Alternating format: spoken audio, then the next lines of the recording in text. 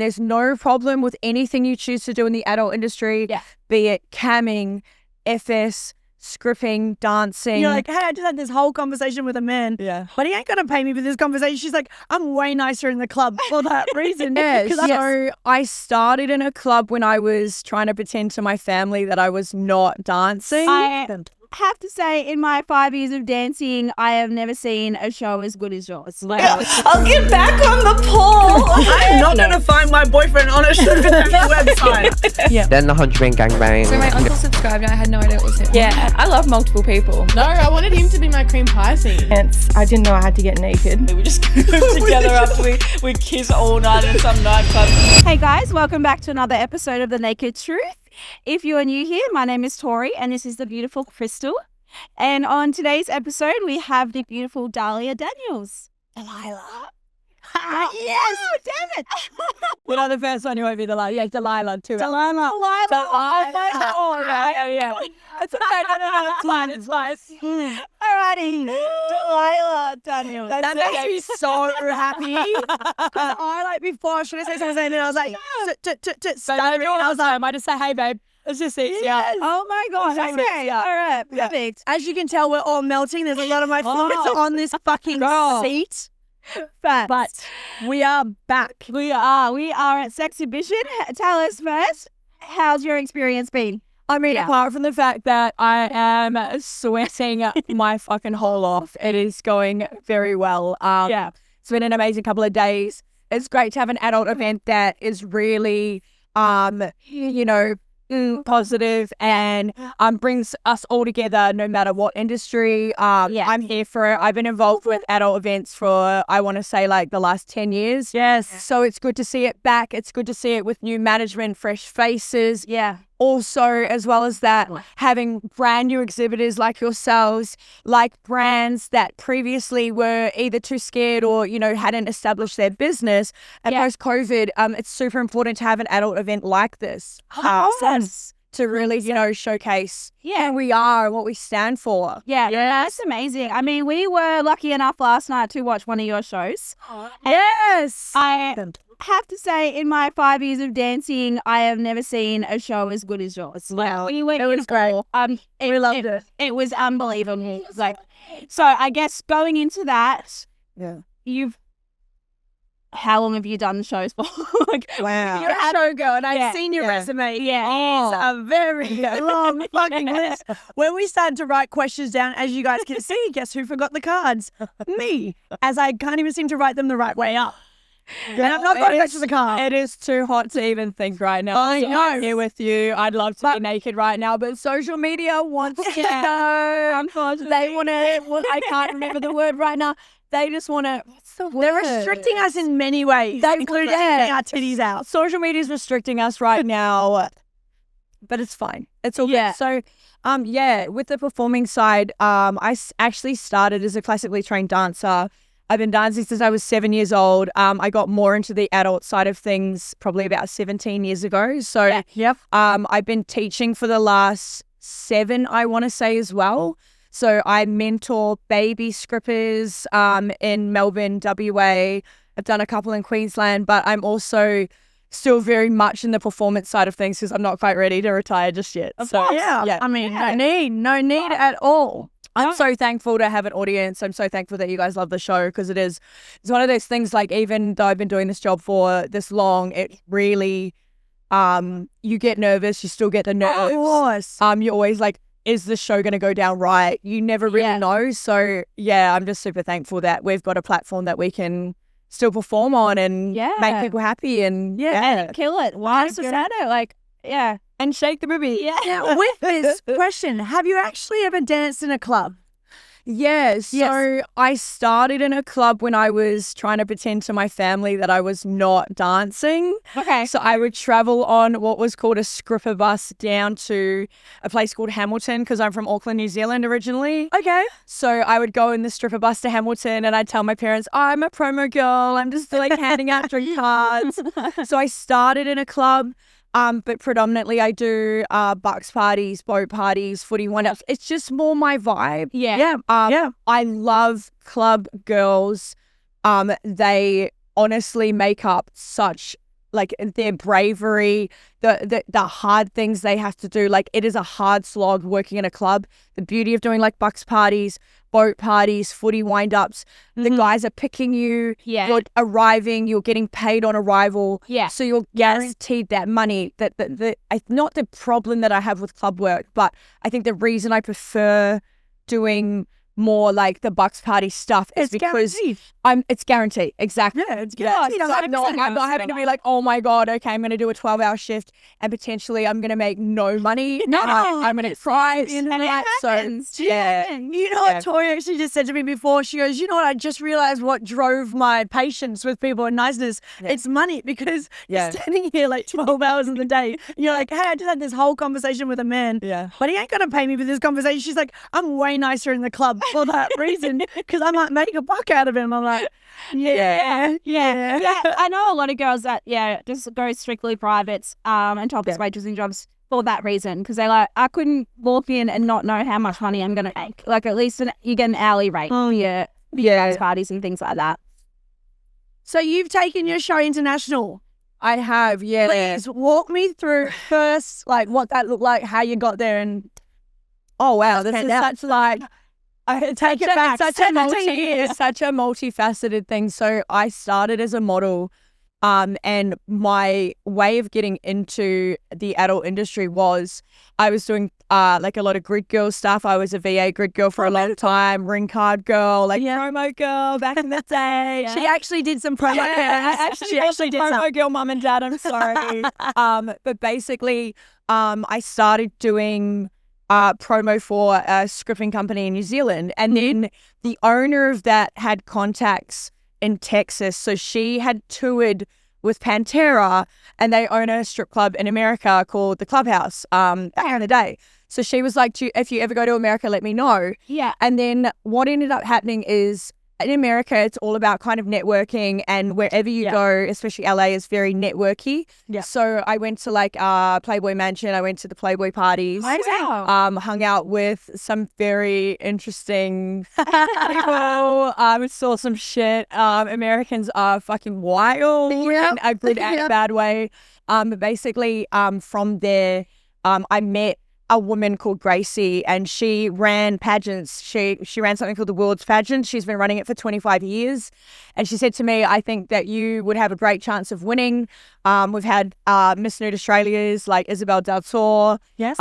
Morgan Summers was the very first Miss Nude Australia to ever win Miss Nude World. Yeah. So she said to me, I think you've got that pageant look. Would you be interested in competing? So I went over to New Orleans in 2015 and competed and won, and then that gained me entry into Miss Nude World, and then it kind of eventuated from there. I got offered a job working in a casino in Las Vegas, so I was working at the Hard Rock Hotel for a couple of years. That was really wild, but it is one of those things, I think, with all of the international stuff, it all sounds great on paper, but people don't realize the reality of it is it's a really fucking hard slog. And you can make it look so glamorous on social media. And I was having a conversation yesterday to someone, and they were like, oh my God, like, you're so lucky. And I was like, babe, lucky. I've seen so much. Some of the stuff that the girls have done or had to do to get where they are, none of it's innocent. And like, my way of the adult industry was, I am a model and I'm being expected to go to these sponsored parties basically with these rich old men. For what reason? To be eye candy, to be looked at. And yes, okay, a part of that exists in the adult industry. I'm not being disrespectful to fans or anything like that. This is a completely different realm. This is rich old men who have a fetish for young models. And I figured, why shouldn't I get paid for that? Why should I walk around for free? It's your time. Yes. So my international story is very it's multifaceted because I've done so many crazy things. It was wild, and I wouldn't change it for the world. It's kind of shaped me to who I am today. But well, can I ask, is that how you also felt going to some of the Playboy parties? Because I know that I've now watched quite a few documentaries and everything like that where a lot of the girls did come out and said, actually a little, like a few of them were creepy. Then other people were like, oh, it wasn't that kind of party when we sort of went. That's a really hard one because I'm very ambivalent about watching some of these women coming out now and saying that they felt like they were objectified. Yeah. Some of them that I have met in person, and I know that that was not the case. I say believe half of what you hear. Take it with a grain of salt. Yeah, take it with a grain of salt. I honestly believe some people were 100% forced into it. There were also a lot, and unfortunately with Playboy, there were also a lot of girls that, due to the brand and the hype of course, at the time, they had absolutely no problem doing what they did. Yeah. And it's only now 10 years later that they've got the maturity, or society's changed, and now there's been a turn. You know, Hef has unfortunately passed away. Yes. Yeah. A lot of them went willingly into it at the time, and now they want to turn around and say that. And I'm not slut-shaming. I'm not doing that. You know, everyone has their own experience. It's a really hard one for me to answer. No, that's so fun. Yeah, the way I feel about it is, I think it's half Group A, half Group B, and like I feel bad for anyone that feels badly from one of those experiences. I had the time of my life, but I also am very, very, very strict with my boundaries. Yes, and I think that's something that's super important coming into this industry is knowing where the moral line is for you personally. Yeah. And there's no problem with anything you choose to do in the adult industry, be it camming, FS, scripting, dancing. I'm trying to think off the top of my head. Being a P-star, any of that. Like, live your best life, get into it, love it, live it, whatever. But compromising your personal boundaries is something that you'll always regret later. Yeah, and can't take it back. Exactly. Yeah. And for me, I've never compromised my personal boundaries. Well done. That's yeah. It's fantastic. Yeah. Taking it back to the dancing side of things. Yeah. I just made everyone get deep. But taking it back to the dancing side of things. So when it comes to shows, say the ones that were international and stuff, do you always dance in a group as the one we've only seen as a group performance, or are you also a solo dancer? Mainly solo. Yeah. Okay. I think the longer I've been in this job, the more I've seen the appeal of having multiple people on stage to really add to the effect and the zhuzh of the show really banging. I love performing alone, but I really see the sorry, my words are really bad. No, you're right. Take your time. Sorry, give me 1 second. I really see the advantage of having multiple people to support you as well. When I'm international, normally I am solo. So when I'm doing something like Miss Nude Australia, Miss Nude World, Miss Nude International, you do what's called a solo feature show. Yeah. It's very theatrical in nature. You have like all your theme music is themed to it, all your props are themed to it. Like, for example, when I did Miss Nude World, I did Alice in Wonderland. Yeah. So it came out to like the Disney theme. I had like a little Alice in Wonderland outfit. I was like, the rabbit. And then like I had a tunnel that I had set up and I fell out of the tunnel. And then I was like, like that. So it lets you live your best life of dramatic theatrical performance. Yeah, amazing. Yeah, I also love the solo stuff, but I think I've just been getting more into the multiple show thing for events such as this because everyone loves it. Yeah, of course, of course. Yeah. And how do you guys come up in your groups with the choreography? Is that something you get control over? How does it look to make a show? So, if I'm working with anyone, I get final control, final say, final control. Just because for me, I'm really careful about image-wise, they're also representing me. So it's like if I'm presenting the show, I don't want to do anything that it's like, this is a really hard one to explain without sounding like an asshole because it's just, I think when you're working in a group, what one person in the group can reflect badly on the whole group. Yes, and it is your brand. Yeah. So I have creative control within reason. The show we did, Babes Down Under, I collaborated with an amazing agency in Queensland. Tori, who runs it, has been in the industry 35 years. Beautiful. She was a scripper herself. Yeah. She is very high production value. And we just had a great idea and we ran with it. And she said, I've got girls that want to do it. And we kind of video chatted and collaborated. I collaborated with an amazing dance studio based in the Gold Coast for this one. Yeah, it all depends. Like the show I did last year, I did a vampire show and I had a male in the show. So I have a collaborator that I use in Melbourne called Brady Stevens. He's the owner of Blackbird Studios. Yeah. He is absolutely insane. He was Mr. Pole Australia. We are collab partners, and I find the longer you do performance-based shows as a showgirl specifically, over being just a club dancer, you end up collaborating with someone who you can bounce your ideas off, because you can get a bit stale. Yeah. You can do the same things, and you kind of want to change it up for every show so that every show, depending on the theme, is a little bit different. Yeah, of course. Sorry, I talk so much. No, I'm so sorry. I love it. It actually is fantastic. It's easier the more information you give us to understand what we're all speaking about. Yeah. And it makes it a lot easier for the viewers also to just be able to imagine what it is you're saying. So we love it. Okay. Yeah. Now, your show, you had your tools out. You did the show. What is it? A grinder? Yeah, it's an angle grinder on a metal plate. So I work with a performance group who perform at Dream World and Movie World. They're called Flux Entertainment. Yeah. So they're professionally trained. They do pyrotechnics. And I just went to them and said, I really want to add this to my show. Could you help me? Because it's all about safety. Like, it is a piece of machinery, as you can see, like with the sparks and you're topless. Yeah, I mean, I wanted to be naked, but rules. Next one. But yeah, so it's an ankle grinder, and it's a very it's an interesting one. It's a little controversial because a lot of tradies, specifically when I started practicing, and like when I was practicing, I was videoing the content so that I could show people kind of what to expect.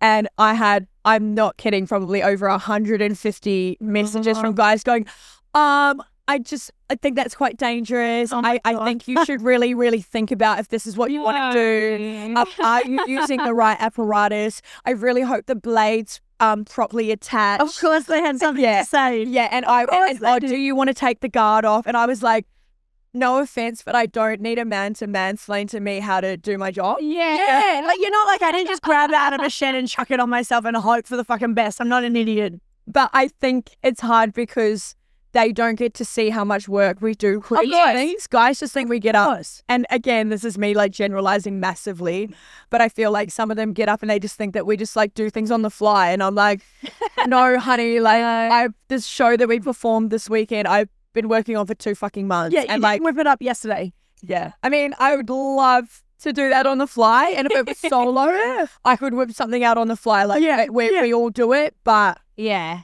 no, especially when it comes to heavy machinery, you have to have safety measures in place, 100% having the safety glasses. You are using something that potentially, I could cut into my leg. Yeah. So, it's super exciting, but it kind of adds to it. I thought it was hot. I personally loved it. I thought it was great. Yeah. Is that the only kind of prop you have used? Do you ever do water, fire, anything? Is that such in your dances? So my specialty is water. Okay. I really love a bath show. So normally I have like a big martini glass bath like Dita Fontaine. Yes.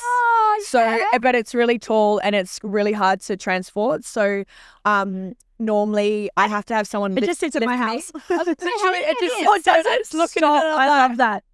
But you have to be lifted into it in order to to get into it. So normally if I'm using it, you have to either have like some sort of step ladder, which is so sexy to get on the main stage and jump on. So I try and get someone like, a big muscly man. So I like that. That's normally my choice to do that. But my specialty is a water show. So I do love that, kind of sexy shower. I really think is an aesthetic that no matter what is always a crowd pleaser as well. Yeah. I came from working at Men's Gallery in Melbourne. They're very heavy on the water spraying. Of that. So I'm a big fan. I do use a bit of fire, but fire, I'm still learning that. I'm learning fire bubbles at the moment. And so it's one of those things because, again, the danger element. Yeah. Of course, Bucks parties, though, the hair mousse on the arm, on the nipples, on the butt.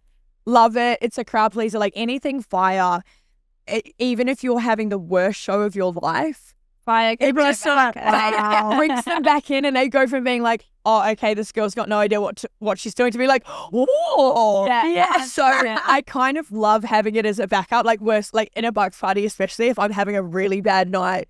Or the customers. Some of them are just bad. Some of them are hard work. You're like, you guys are dead quiet. Like, what are you doing? Yeah. Honestly, and like even like you've got guys that are partying. You know how it is. Like we're in an environment where these guys are like, they're here to have a good time. So sometimes their, I guess, normal reactions are a little bit diluted. Or to say. So things like fire kind of bring them back. Again, I'm editing. Thank you, Instagram. No, that's awesome. We will definitely have to have a look at a couple more of your shows then because, I absolutely love seeing that sort of stuff. It does also fascinate me, which is fantastic to know. So do you have anything big in the making coming up that you've got locked in that's 2026 or even the end of this year? Nothing I can really speak about right now. Which means you got something. Maybe something. I've just come to the end of a 6-month tour. So I started a tour around Australasia. So this is my last performance of the year before I go back to Melbourne and have a break for 4 months. So at the moment, I'm kind of focusing on that. Like next year, I kind of try and do something crazier every year. I think you girls would know this as well. We're in an age where everyone is very desensitized to content. So you're constantly having to elevate in order to keep attention. And you girls would know this, you know. 100%. You have to outdo yourself. Do more. And so, like, I am at the stage where every year I get to the end and you get a bit to the end of the year and I'm like, it's not like winter blues, but I get, like, performer, like, depression. And I'm like, have I done enough? I don't know. And, like, I'm very, like, ADHD in that sense where I'm always doing, like, 5 million things. So, like, I think we're all doing enough. You know? I mean, I can tell you by your bio, you are definitely doing fucking enough, my love. You are definitely doing enough. Well, thank you so much for coming on because that was actually so much fun. We are going to see you again on stage tonight. So I'm on tonight at 9 o'clock. Perfect. And then again tomorrow at 3 o'clock. And then I'm also performing at the Adult Choice Awards. We will be there. So that's exciting. Yay. And I'm getting completely naked on stage because we are allowed to do that. Hopefully. But don't take that away from her now. But no, thank you for coming on. That was very amazing. A great chat, and we can't wait to see you on stage as we will come up and watch. And I can't wait to see what performance you have for us at the awards. So thank you for your time. And thank you, Tori. You know, thanks for your time. Thank you for having me. I feel like I just talked shit the entire time. No, we loved it. We loved it. Guys, that is the end of this episode. So my meat is like, no, it's so fine. She's like, I've already fucking knocked up. That's the end of this episode, and we will see you next time. Thank you so much for support. Bye for now. bye.